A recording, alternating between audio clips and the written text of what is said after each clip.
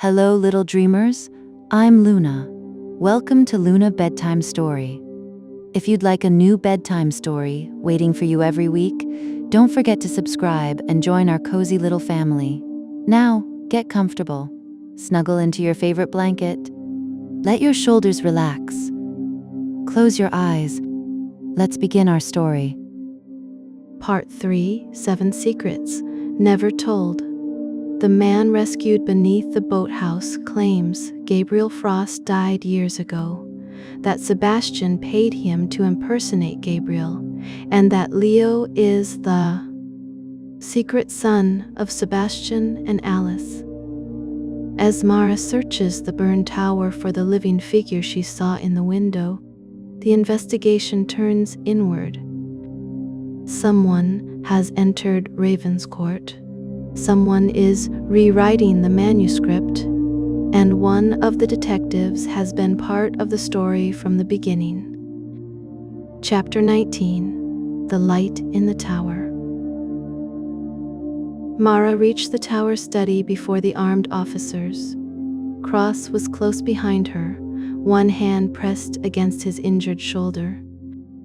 The wind pushed through the ruined windows, carrying rain across the burned floor. There was no one in the room. A portable lamp stood on Sebastian's desk. Its switch had been taped in the on position. A timer was connected to its power cable. The light in the window had been staged, but the figure had not. Mara had seen the shape behind the glass. A head, shoulders, one hand raised. She walked carefully through the remains of the room. Fire had transformed the study into a place of shadows. Shelves leaned against blackened walls. Water dripped from the ceiling. Ash clung to every surface. The passage, Cross said. The fireplace opening stood uncovered. An officer directed a flashlight into the tunnel. "Clear," the officer reported. No movement. Check the chapel end. Already secured. Mara approached the desk. The computer was gone. The surviving manuscript files had been moved to the library after the fire. Nothing of value should have remained in the study, yet something had drawn a person back. She looked at the portable lamp. "Do not touch it." The forensic technician photographed the device. A single fingerprint was found on the metal base. It belonged to Sebastian Vale. "Old print?" Cross asked. "Possibly transferred from another object," the technician said. "The lamp is modern. There are no signs it was exposed to the fire." "Then someone wore Sebastian's fingerprint like a glove," Mara said. Cross looked toward the broken windows. "What did you see from the lake? A person? Could it have been a projection? No. A mannequin? It moved. Perhaps the light created the illusion." Mara glanced at him. "I know what I saw." Cross gave a tired smile. "That is what every unreliable witness says." She turned away before he could see that the remark had cut deeper than he intended.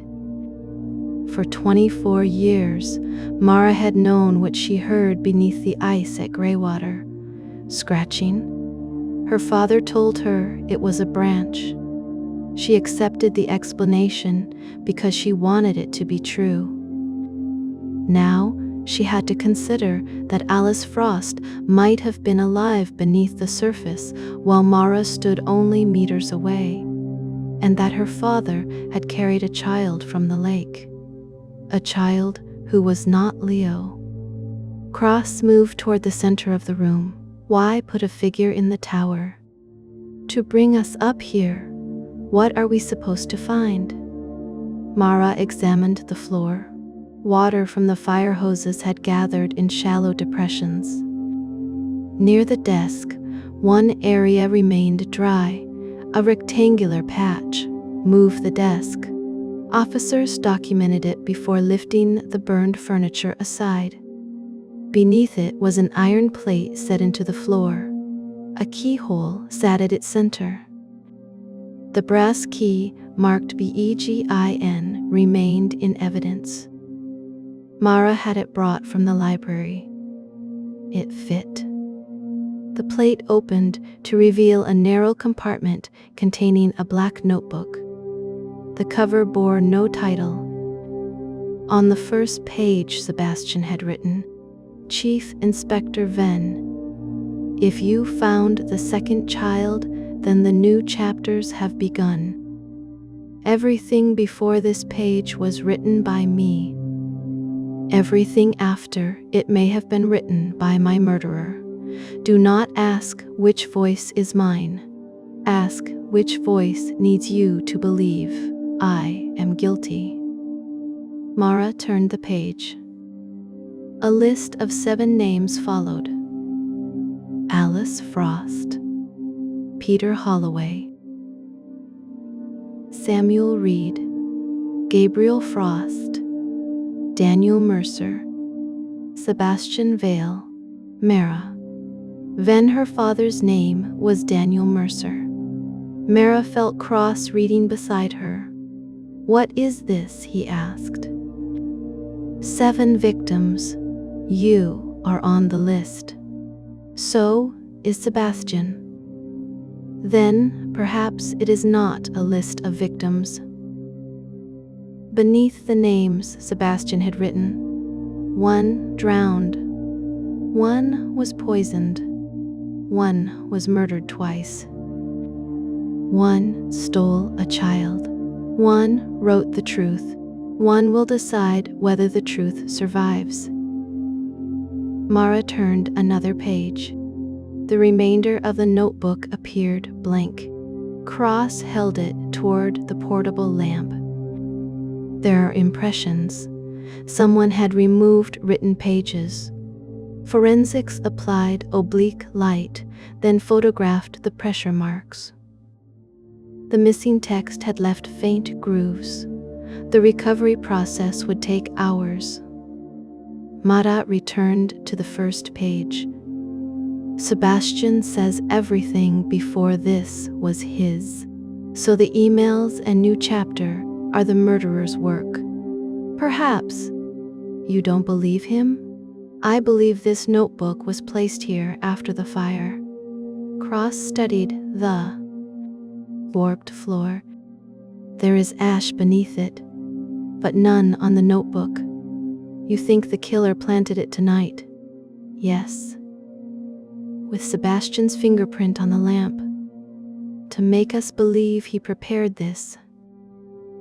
Cross looked toward the dark passage.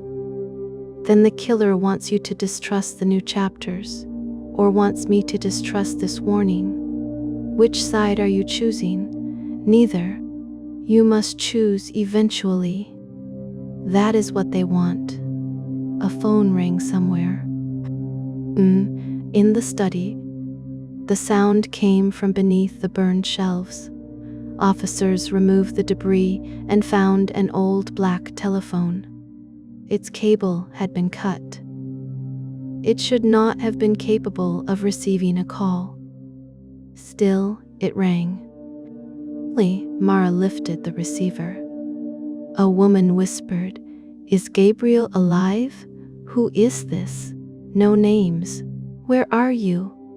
You found the wrong man beneath the boathouse." He said he was paid to impersonate Gabriel Frost.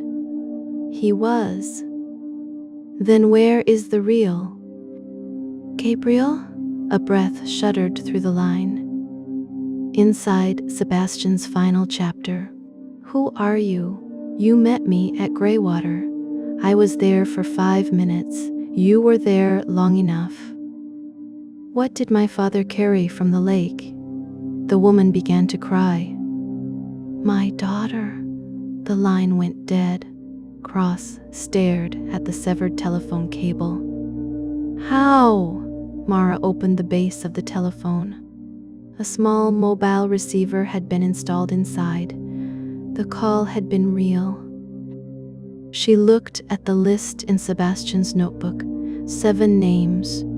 2 women had been connected to Greywater, Celia Frost and Rebecca Vale. But the caller had said my daughter, Alice, had been 19 when she died. If she had been pregnant, the child might have survived. Mara thought of the small bare foot protruding from her father's blanket. Silas was not the second child, she said. Cross followed her reasoning. The second child was Alice's daughter, and my father took her from Greywater. Where? Mara looked at the black notebook. That is the secret Sebastian expected me to remember. Chapter 20, The Child in the Blanket. Daniel Mercer had been a mechanic, not a police officer. He repaired farm vehicles, collected broken radios, and never drove past an accident without stopping. Mara remembered him as a patient man who smelled of engine oil and peppermint. He had raised her alone after her mother died. He had also lied about almost everything that happened at Greywater. Mara searched the storage unit, holding her father's belongings. She had rented it after his death and visited only twice. Rusted tools occupied one wall. Boxes of receipts, photographs, and clothing filled the rest. Cross stood near the entrance. You do not need me here. Yes, I do. For emotional support? As a witness? That is less flattering. It was intended to be. They opened the boxes one at a time. Mara found school reports, birthday cards, and a green scarf she had believed lost when she was 20. Beneath a case of tools was a smaller wooden box secured with a brass clasp. Inside lay a tartan blanket. The same pattern shown in the photograph. Mara touched it with gloved fingers. A dark stain marked one corner. Cross watched her. Blood? Perhaps. The forensic team collected the blanket. Inside the box, Mara found a cassette tape and a sealed envelope. Her name was written on it. Not Mara Venn, Mara Mercer. The handwriting belonged to her father. She sat on the concrete floor. Cross moved away to give her space, but she motioned for him to remain. The letter contained 3 pages.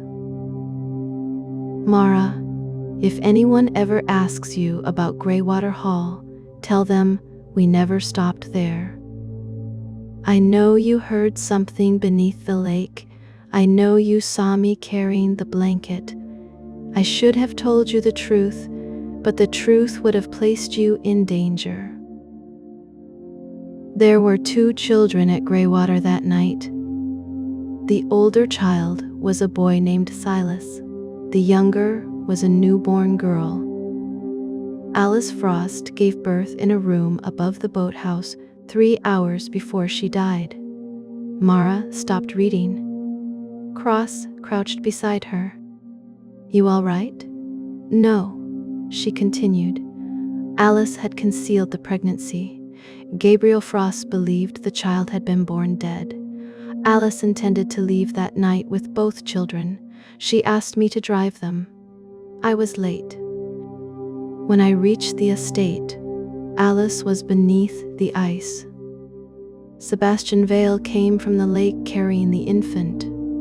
He said Silas had been taken and that Gabriel would kill the baby if he found her. Sebastian gave the child to me. I carried her to the car while you waited beside the road. You saw more than I believed. I took the infant to St. Agatha's convent. A woman there promised to protect her. I never learned what name they gave the child. Sebastian made me swear not to tell the police. He said Gabriel had influence and that all 3 children would be endangered. I believed him. For years, I told myself I had saved a life. Then Peter Holloway found me. He said the child had disappeared from St. Agatha's. He believed Sebastian had taken her. Mara's hands tightened around the page. I confronted Sebastian. He denied it. Soon afterward, Holloway was murdered. I knew Sebastian had either killed him or protected the person who had. The night before my accident, Sebastian telephoned me. He said the girl was alive. He said she had grown into someone dangerous. If my death is called an accident, do not believe it.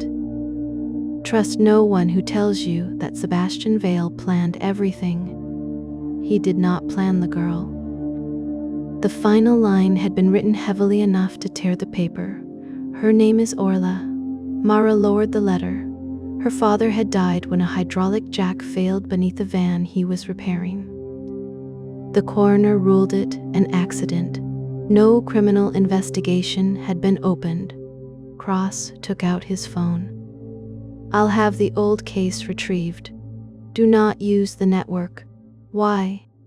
Someone accessed my credentials. We do not know how much of the investigation they can see. Cross put the phone away. Who is Orla? I don't know. Saint. Agatha's may have records. It closed 15 years ago. The archives went somewhere. Mara looked at the cassette tape. They found an old player on a shelf and connected it to a portable battery. A man's voice emerged through a layer of static. Sebastian Vale. Daniel, if you are recording this, you have already decided not to trust me. Her father replied, I trusted you once. The tape had captured a telephone conversation. You saved the child, Sebastian said. I delivered her to St. Agatha's, that's all. You did more than most. What happened to her? I don't know. You're lying. Yes. A pause followed. Daniel's voice became harder. Who is Orla? The name Alice chose. Where is she? Somewhere Gabriel cannot reach her. Holloway says you took her from the convent. Holloway says whatever frightens you most. He has documents. He has copies of documents I created. Why? To make Gabriel search in the wrong place? Then where is the girl? Sebastian did not answer. Daniel asked, did she kill Holloway? A longer silence. She was 12 years old, Sebastian said. That is not an answer. No. Did she poison him? No. Did you? No. Then who? Sebastian's voice dropped. Gabriel. You told me Gabriel was dead. I told everyone Gabriel was dead. Why protect him? Because he believed I knew where Orla was. And did you? Yes. Where? At that moment, the recording ended. The tape had been cut. Cross held the loose end toward the light. Not degraded, physically cut. By my father or someone who found the tape later. Mara searched the box again. Beneath the wooden lining was a photograph. It showed a girl standing outside Ravenscourt. She appeared 12 or 13. Dark hair covered part of her face. Sebastian stood behind her with one hand on her shoulder. On the reverse, Daniel had written, Orla Frost, 2002. Beside the name was a fingerprint in blue ink. Mara stared at the girl. She knew the face, not from Greywater, from a newspaper article published 6 years ago. A railway station. Peter Holloway's murder. The girl, now a woman, had appeared in the background of the security footage. Mara and Cross had interviewed her. She gave her name as Olivia Gray. She claimed to be waiting for a train. Mara had dismissed her as a witness. She had been sitting 3 meters from Holloway when he died. Chapter 21. Olivia Gray. Olivia Gray had no birth certificate, no tax record, no permanent address. Her name first appeared 8 years before Peter Holloway's murder, when she enrolled in a private acting school using cash and forged identification. After Holloway's death, she vanished. The railway station interview remained in the case archive. Mara watched it alone. A younger version of herself sat opposite Olivia in a small interview room. Olivia was pale, composed, and apparently helpful. "Did you see anyone approach Mr. Holloway's coffee?" Mara asked in the recording. "No." "Did he speak to anyone?" "He spoke on the telephone." "Could you hear what he said?" "Only one sentence." "What was it?" Olivia looked directly at the camera. "He said, 'The author has lost control of the ending.'" At the time, Mara had assumed Holloway referred to a client. Now the sentence carried another meaning. On the recording, Mara asked, "Did you know Mr. Top?" "Holloway? No. You were seated near him for 20 minutes. It was a railway station. People sit near strangers. Why did you leave before your train arrived?" "I changed my mind." Olivia smiled. It was the smile Mara remembered. Calm, intelligent, entirely without warmth. The interview ended after 11 minutes. No fingerprints had been taken because Olivia was not considered a suspect. Mara rewound the video. A silver chain disappeared beneath Olivia's collar. For 1 second, when she adjusted her coat, a pendant became visible. A raven, the same symbol engraved on Sebastian's buttons and carved into the chair at St. P's. Orisons. Cross entered the viewing room. St. Agatha's records were transferred to a diocesan archive. Find Orla? No. But I found Olivia. Mara paused the recording. Same person? Probably. St. Agatha's. Agatha's received an unidentified female infant on the morning after Alice died. The temporary name was Orla Mercy. What happened to her? She remained there for 11 years. Then she was adopted. By whom? Cross placed a copied form on the table. The adoptive father's name was Sebastian Vale. Why was this never public? The adoption was annulled 9 months later. You cannot simply annul an adoption because you change your mind. It was declared fraudulent. Sebastian used a false identity and fabricated documents. What identity, Gabriel Gray? Mara looked at Olivia's paused face. If Sebastian took her, why return her? He didn't. By the time the fraud was discovered, she was missing. Where did he take her? No record. Cross sat. There is something else. The adoption application required a medical assessment. Nathan signed it. So Nathan knew Orla survived. Yes. And Celia? No evidence. Alice's sister may not know she has a niece. Or Celia has lied from the beginning. Mara resumed the interview footage. Olivia's hands rested on the table. A faint white mark crossed her left thumb. Sebastian had noticed a small cut beside the murderer's left thumb before his death. The manuscript prologue had included it. But the prologue had appeared in the copy Sebastian left. It could have been written in advance, predicting the wound, or added later by the killer. "Find her," Mara said. "We have no recent trace. She is here." "Why?" "She has been inside Ravenscourt. She knew about the telephone beneath the burned shelves. She knew my father's surname. She knew about the second child. So did Sebastian. Sebastian is dead." Cross said nothing. Mara turned toward him. "What?" If the prologue was written by Sebastian, he knew the murderer had a cut beside the left thumb. Yes. If it was written by Olivia, she inserted her own identifying mark to create evidence against herself or against someone else with the same injury. Mara remembered Leo's hand.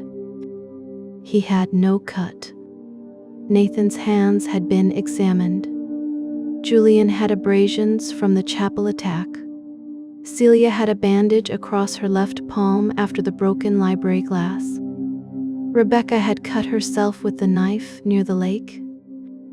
Mrs. Bell had an old burn near her thumb. Nearly everyone possessed an injury that could be made to fit. Sebastian had written a detail that accused no one until the reader chose whom to see. The monitor flickered. A notification appeared. New material available. It came from the isolated manuscript application. Cross stood. That machine is not connected to a network. Mara opened the message. A chapter appeared. Chapter 13, The Daughter of the Victim. Inspector Venn has discovered Olivia Gray. She believes Olivia poisoned Peter Holloway. The evidence supports this. Therefore, it is almost certainly untrue. Mara continued. Olivia did not place poison in Holloway's cup. She changed his destination. He was meant to meet Sebastian on Platform 4. Olivia sent him to Platform 9, where someone else was waiting. A security still loaded beneath the text. It showed Peter Holloway walking toward Platform 9. Behind him stood a man in a railway uniform. His face was partially hidden. Cross leaned closer. That is my father. Peter Cross had supposedly died 14 years before Holloway's murder. Mara checked the image date, 6 years ago. Either the man was not Peter Cross, or Elias's father had not died when everyone believed he had. Cross stepped away from the screen. It isn't him. You recognized him. I recognized the coat. You said your father had died when you were 16. He did. How? House fire. Was his body identified? Cross hesitated. Dental records. Who confirmed them? I don't know. Who told you? Sebastian. The manuscript added another sentence. Every detective needs a dead father. Then, ask Sergeant Cross why he changed his surname. Mara looked at him. Cross is not your birth name? His face had become pale. No. What was it? He stared at the photograph. Frost. Chapter 22, The Frost Brothers. Elias Cross was born. Elias Frost. His mother, Miriam Frost, was Gabriel's younger sister. After Peter Cross took the boy into his household, Elias began using his stepfather's surname. That meant Elias was Celia's cousin. He and Leo were connected through both the Frost family and possibly Peter Cross. Why conceal it? Mara asked. They sat in an unused interview room at Ashcombe Police Station. Cross was not under arrest, but another officer remained outside. My background check contains the change. Buried beneath sealed family court records. I did not seal them. You investigated Greywater privately for 14 years. Yes. You knew Sebastian had chosen me before I reached Raven's court. No. You met him in the chapel on the night he died. Yes. You withheld evidence. Yes. Give me one reason not to suspend you. Because I am the only person in this building you know the murderer tried to kill. The first bullet may not have been intended for you. It entered my shoulder. That does not prove intent. Cross leaned back. You think I shot myself? I think Sebastian designed one shot and another person altered the weapon. I do not know whether the additional bullet was meant to kill you, injure you, or make me trust you. You trusted me before. I trusted the person I believed you were. The words hurt him. Mara did not allow herself to soften them. What did Sebastian give you in the chapel? Nothing. You said he gave you Eleanor's statement. I lied. Why? Because he told me to. What did he give you? Cross looked at the dark observation window. A gun. Mara waited, an antique revolver from his study. He said it did not work. The same revolver mentioned in the account of his murder. Yes. Where is it? I left it in the chapel. It wasn't found. Then someone took it. What did Sebastian want you to do with it? Carry it into the house at midnight. Why? He said the murderer needed to see it. Did you? No. I thought he had lost his mind. Why meet him at all? He said he knew where Peter Cross was buried. Your father? My stepfather. And did he? He said Peter never died in the fire. Mara turned the railway. Word toward him. Is this Peter? Cross stared at it. I don't know. You recognized him. I recognized the way he stood. Then why deny it? Because if he was alive 6 years ago, he watched me believe he was dead for more than half my life. Did Peter kill Holloway? I don't know. What was his connection to Alice? He was Silas's father. And to Orla? Cross shook his head. None that I know. What did Sebastian tell you in the chapel? Cross pressed his left hand against his face. He said Peter had killed Gabriel. When? 4 years after Greywater. But the man beneath the boathouse was paid to impersonate Gabriel later, to keep others believing Gabriel lived. Why? Sebastian did not. Explain. Then what was Saint Sane? Orisons? A place to hide the impersonator? Anyone searching for Gabriel would find a scarred man with memory problems. They would stop searching. Who was the impersonator? An actor named Charles Morrow. Why did he tell Nathan he was Gabriel? Because Nathan was part of the deception. Does Charles know where Peter is? I don't. No. Mara stood. Your access to this investigation is suspended. Surrender your identification and weapon. Cross looked at her. Mara. Now. He placed both on the table. If you remove me, you give the manuscript what it wants. The manuscript has spent 3 days telling me not to trust the detective. You assumed it meant Silas Gray. It may have meant you. cross lit his. Identification across the table. Or you? Mara looked at him. You are the detective named in the book. You are the child who heard Alice beneath the ice. You are the daughter of Daniel Mercer. Sebastian shaped every clue around your memory.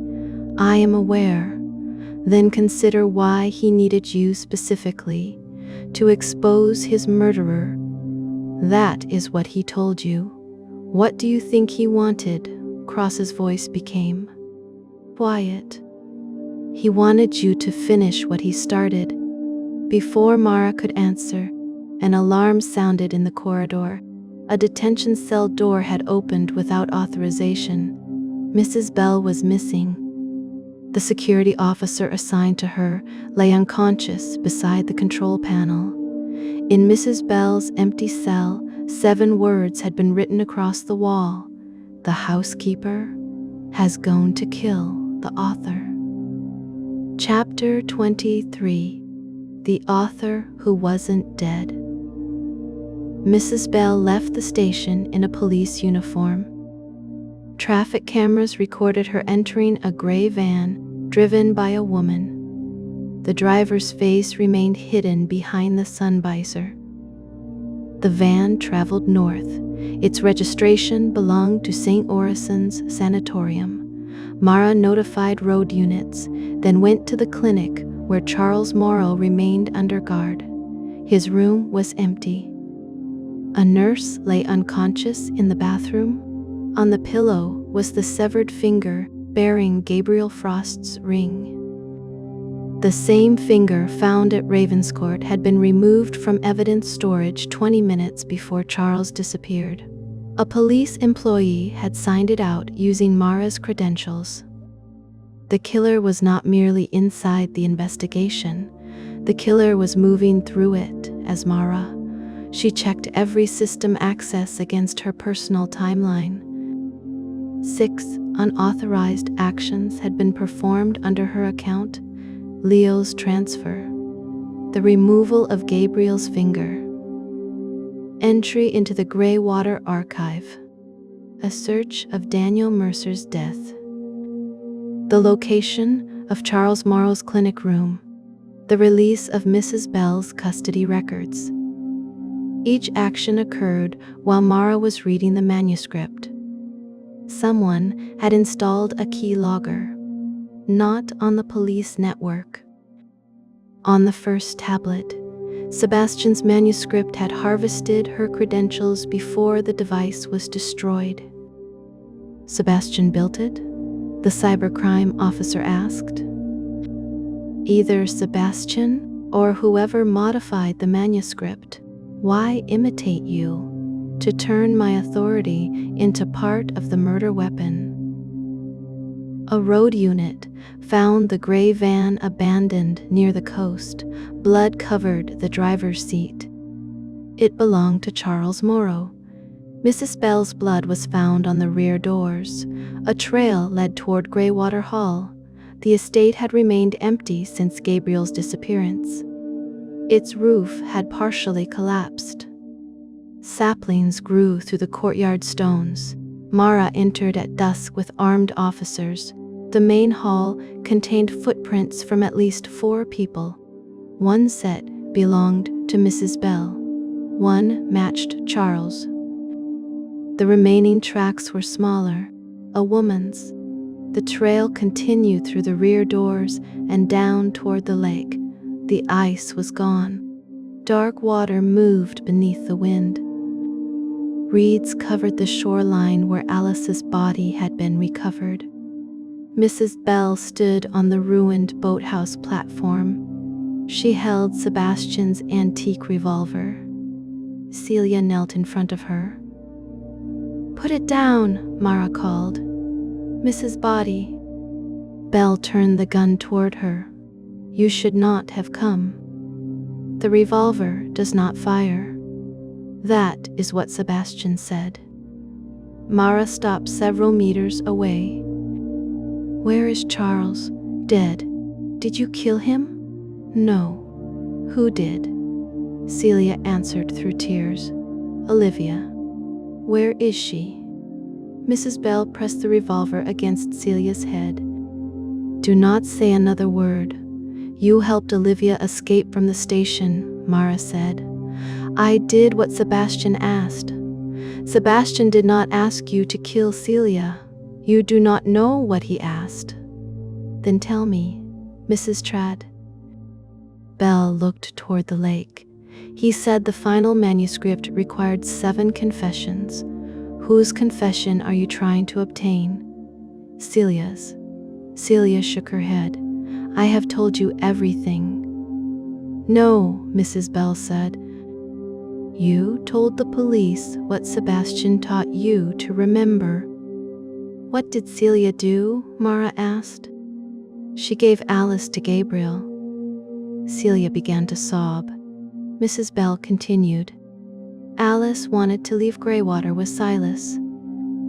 Celia discovered the plan and told her father she believed Gabriel would stop Alice without violence. I was 17, Celia whispered. So was Alice. I didn't know. You knew him. I didn't know he would chase her onto the lake. You knew he would take Silas? Celia looked at Mara. I wanted my son. Silas was Celia's child? Mara asked. Mrs. Celia's? Bell's expression tightened. Not by blood. Celia answered. My father told me Silas was mine. He said the baby I gave birth to had survived, but the birth record? Forged. Peter Cross? I had never met him before. Greywater. Then whose child was Silas? Celia looked toward the water. Sebastian's. Cross's theory had returned. His mother? A woman no one ever named. Alice? No. Alice was 14 when Silas was born.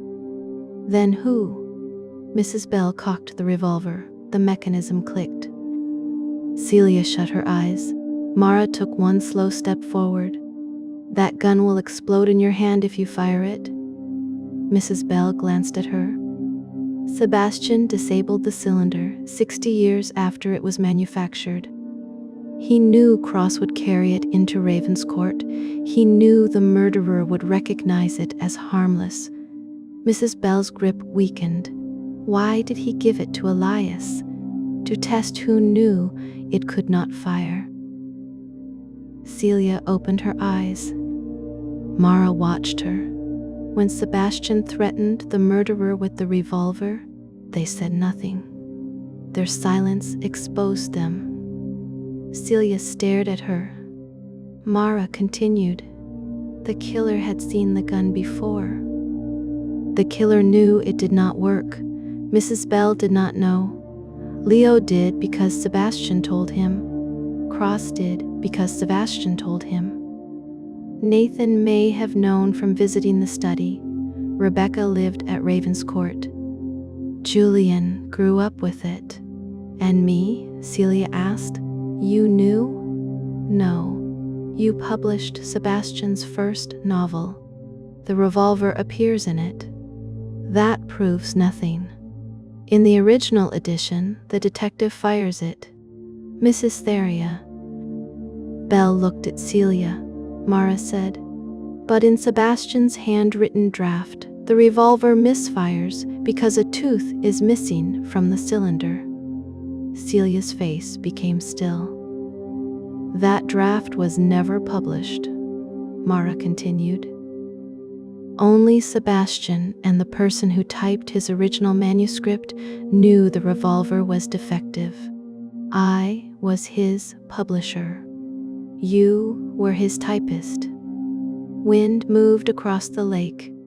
Mrs. Bell lowered the gun. Celia rose slowly. Then she drove her shoulder into Mrs. Bell's chest. Both women fell. The revolver struck the boards and discharged.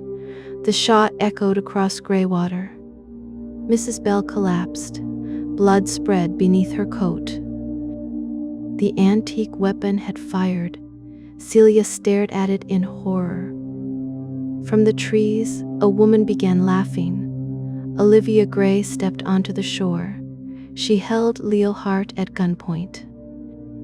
"You were right about the revolver," Olivia said to Mara. "Sebastian disabled it." Her smile widened. "I repaired it." Chapter 24. The Daughter of No One. Leo's hands were bound. Blood ran from a wound above his right eyebrow, but he remained upright.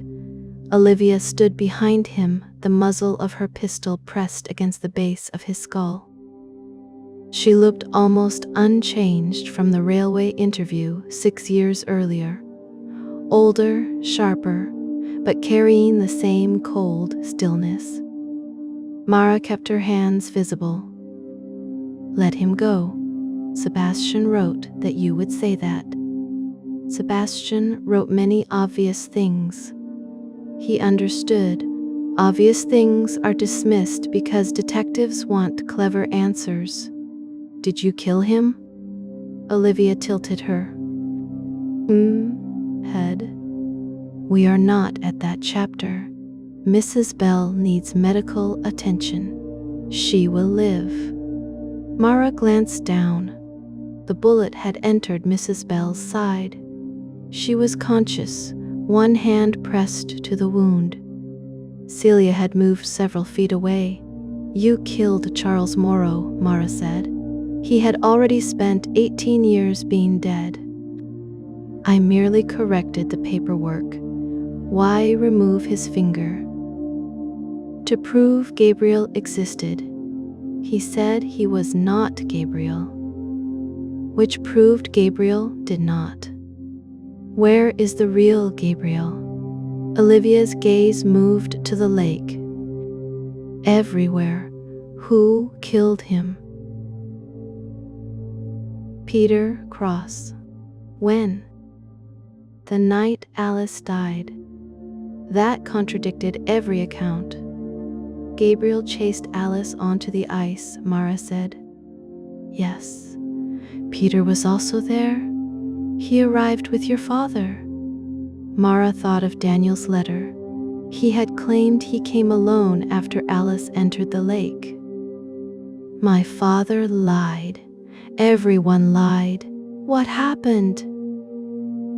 "Gabriel followed Alice and Silas onto the ice. Peter tried to stop him. They fought. The surface broke. Alice fell through. Gabriel did not." "Then how did he die?" "Peter struck him with a tire iron." "Where?" "Inside the boathouse." "Who hid the body?" "Sebastian and Daniel." "Where?" Olivia smiled. Beneath the author's first sentence, Mara remembered Sebastian's novel. The opening line of "The Girl Beneath the Ice," the dead man was buried where the water could never reach him. "You mean under the boathouse floor, not this floor?" "Ravenscourt."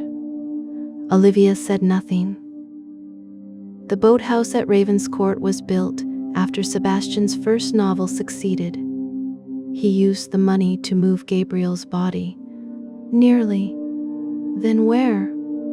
asked Leo. Leo's face was tense. "I don't know." "Of course you do," Olivia said. "You found it 3 years ago." Mara looked at him. Leo shook his head. "She is lying. You were digging beneath the chapel when Sebastian found you," Olivia continued. "That is why he hired you. He did not discover your writing. He caught you standing over Gabriel's grave. Stop. He gave you a name and a history because you had none. I said stop. He told you that you were Silas Frost." Leo closed his eyes. Mara understood. "Leo is not Silas." Olivia laughed softly. "He is not anyone. Who is he?" "A boy Sebastian found in foster care who resembled the child in the photograph." Leo's breathing became shallow. Olivia continued. Sebastian needed Silas to return. The story required it, so he created one. Mara looked at Leo. Did you know I suspected? When I saw the birth record, you said it belonged to you. I wanted it to. Olivia pressed the pistol harder against him. Everyone wants Sebastian's stories to be true when they offer a better life. Belle whispered, No. Olivia looked down at her. You heard it happen. I heard a child crying. You heard him stop. Mrs. Bell shook her head. Nathan carried Silas. Nathan carried his body. Celia covered her mouth. Mara watched Olivia. If Silas died that night, why invent decades of evidence suggesting he survived? Because Sebastian needed Gabriel's enemies to keep searching for a living witness. He called the witness Silas. He gave the identity to different people over the years: Charles at St. Orison's, Leo at Ravenscourt. Even Elias Cross believed he might be Silas's brother. Sebastian protected Alice's daughter by placing a fictional boy between her and anyone searching. At last, Olivia said. You are Orla. Sometimes. Did Sebastian raise you? He studied me. Did you kill Peter Holloway? Olivia's expression changed. Holloway sold my location to Gabriel. Gabriel was dead. I did not know that. Sebastian kept the fiction alive for me too. Did you poison Holloway? No. Who did? Peter Cross. Why? Holloway discovered Peter killed Gabriel. He threatened to go to the police. Then why were you at the station? To meet Holloway. Sebastian sent me. Sebastian knew Peter would kill him? Yes. And allowed it? He needed Holloway dead. Mara heard Cross's warning again. You assume Sebastian protected people out of love. Material. Sebastian used the murder in a novel, Mara said. He used everything. Did he use you to kill him? Olivia's smile vanished. He invited me to Ravenscourt. What time? 11:48. Nathan's letter contained that time.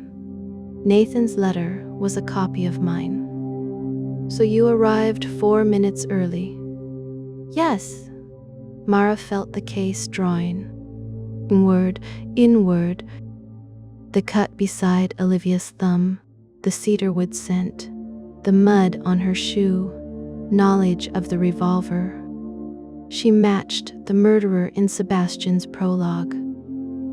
You entered the study at 11:44. Yes, you strangled Sebastian. Olivia's finger tightened near the pistol trigger. No. Then who did? When I entered, he was already dying. From poison? He had taken it himself? Aconitine? Yes. Why? To make me believe I was killing him. Mara said nothing. Olivia's eyes shone with anger. He placed the cord in my hands. He told me that if I walked away, the truth about Greywater would be released with my name attached.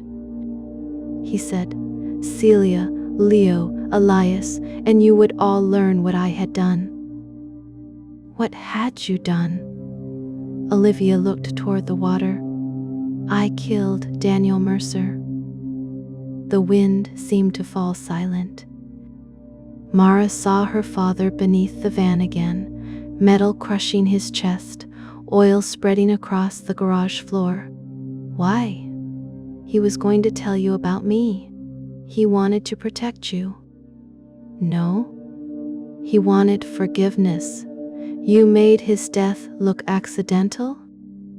Yes. Mara fought to keep her breathing steady. And Samuel Reed, he killed himself after Sebastian threatened to expose the Holloway evidence. Julian's attack? Me. The study fire? Me. Cross's abduction? Me. The rifle? I added the second bullet. Why shoot Cross? He was close to finding Peter. Where is Peter? Olivia did not answer.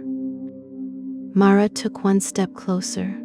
You committed murder before entering Sebastian's study. He knew it. He built the manuscript to expose you. He built it to own me. He gave you the cord? Yes. And you tightened it? Olivia's face twisted. He was already dead. Shah found evidence of strangulation while his heart was still beating. He wanted me to do it. You could have walked away. He would have destroyed all of us. So you killed him. I released him. No.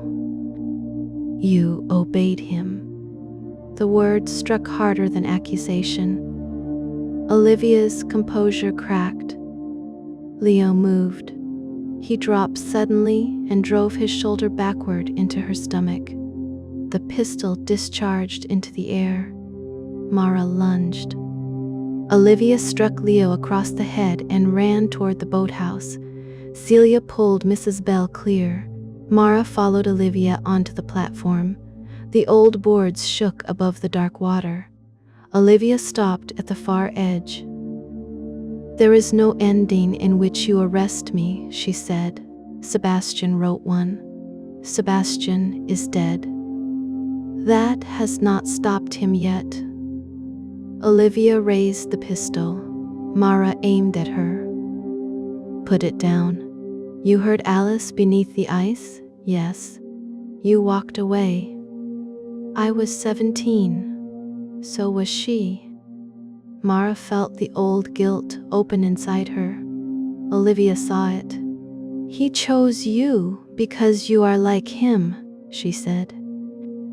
You turn guilt into purpose and call it justice. Perhaps. You think admitting it makes you different? No. Then why should you judge me?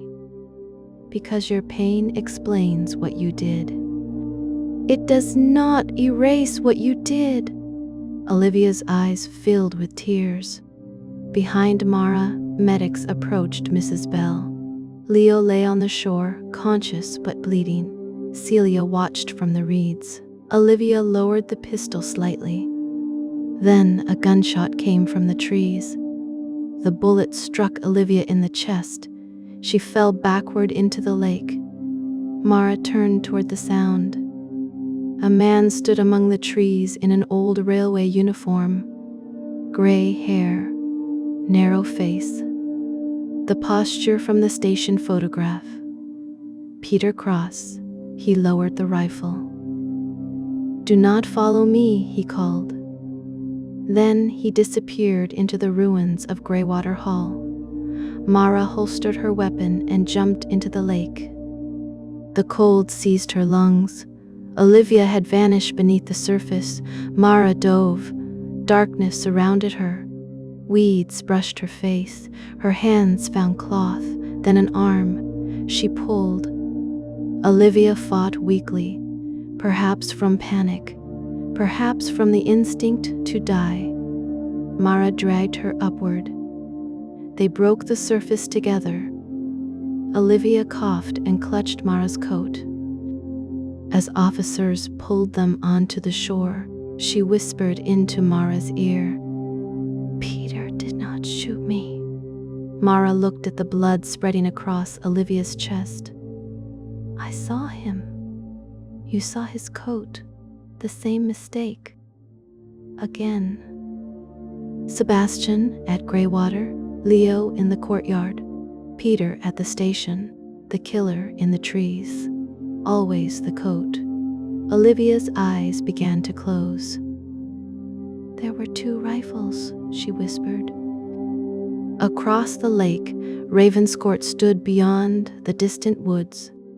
In the tower study, a light appeared again. This time, Mara saw the figure clearly. Sebastian Vale stood behind the window. Chapter 25: The Writer in the Window. Mara did not run toward the tower. That was what the person in the window wanted. Instead, she looked at Greywater Hall.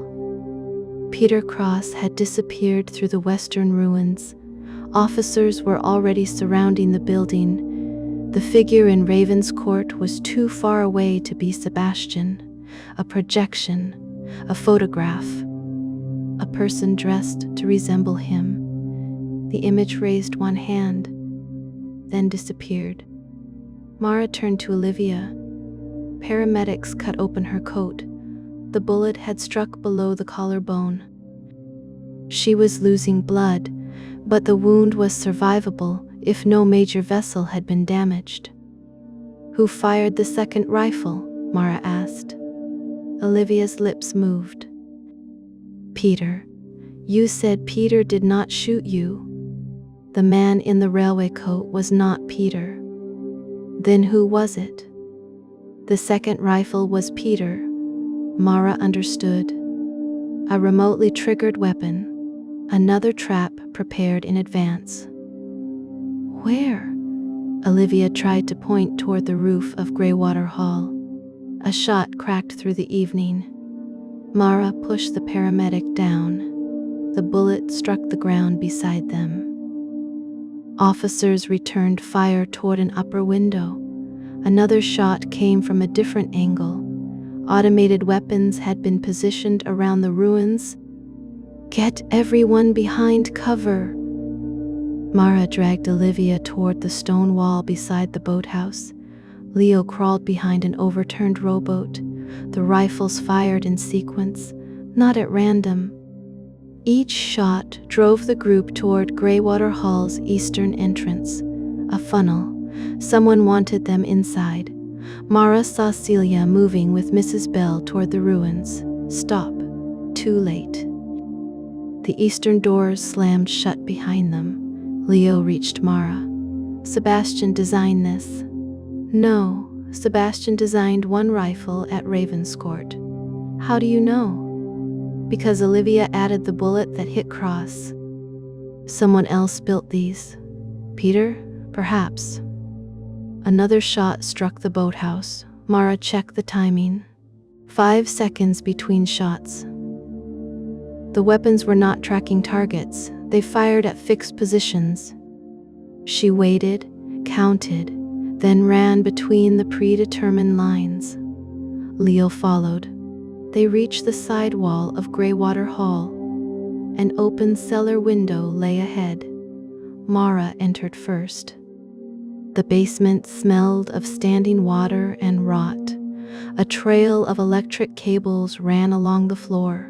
They connected to wireless receivers and batteries feeding the rifles outside. Leo examined them. The same equipment used at Ravenscourt. Someone copied Sebastian's construction. Or Sebastian built all of them. Mara followed the cables into a larger chamber. A generator vibrated in the corner.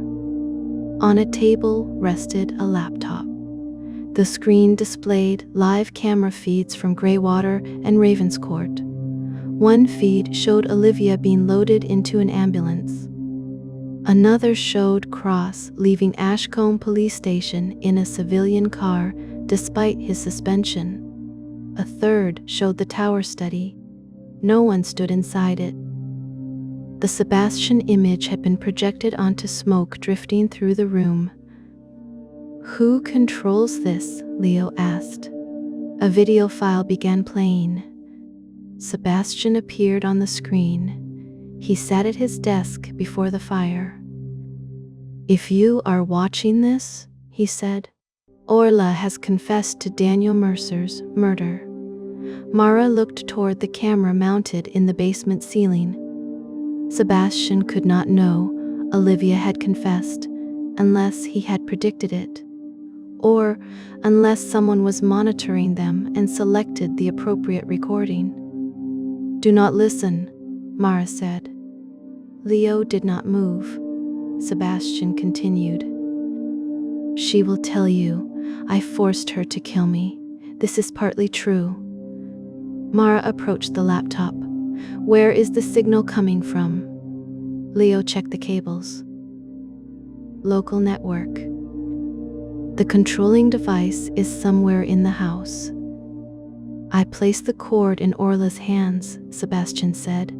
"I told her my death was inevitable. I told her that if she did not complete it, someone else would." Mara searched the room. "I did this because I needed my murderer to believe she had killed me." Leo stared at the screen. "What does that mean?" Sebastian smiled. "She did not." The recording ended. A door opened behind them. Cross stood in the basement entrance. "You were suspended," Mara said. "I heard the emergency call. You should have stayed away. And missed this?"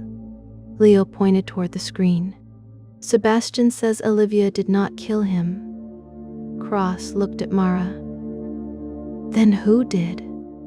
The computer displayed a still image from Sebastian's study at 11:49 p.m. Olivia stood behind the chair with the cord around his throat. Sebastian's head had fallen forward. A timestamp advanced. 11:50. 11:51. Olivia searched the desk. 11:52. She left through the hidden passage. Sebastian remained motionless. At 11:56, his right hand moved. Leo stepped toward the screen. He was alive. Sebastian lifted his head.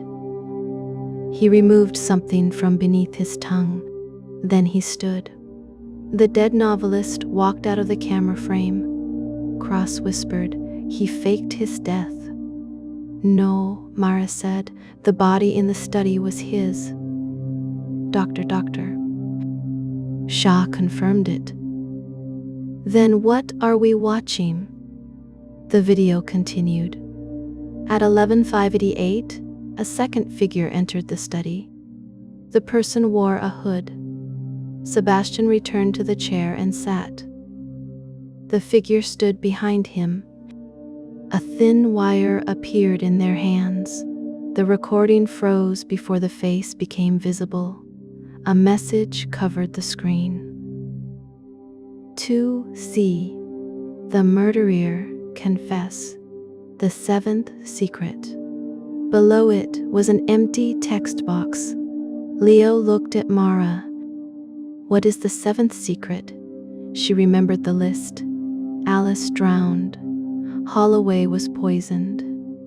Samuel died of shame. Gabriel was murdered twice.